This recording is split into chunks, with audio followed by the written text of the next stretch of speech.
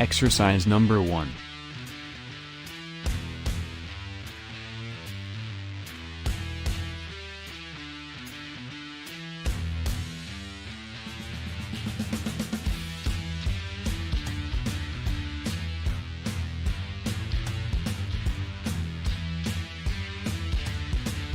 Exercise number 2.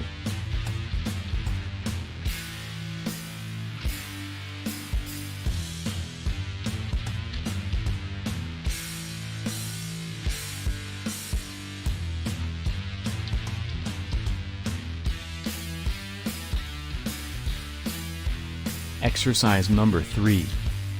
Did you know that just a few minutes of Kegel exercises each day can help strengthen your pelvic floor muscles? These simple exercises may improve bladder control, core stability, and overall pelvic health for both men and women.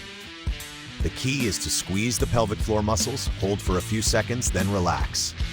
Repeat the movements slowly while breathing normally. Remember, consistency is more important than intensity. Want to learn the correct technique, common mistakes to avoid, and a complete beginner-friendly routine?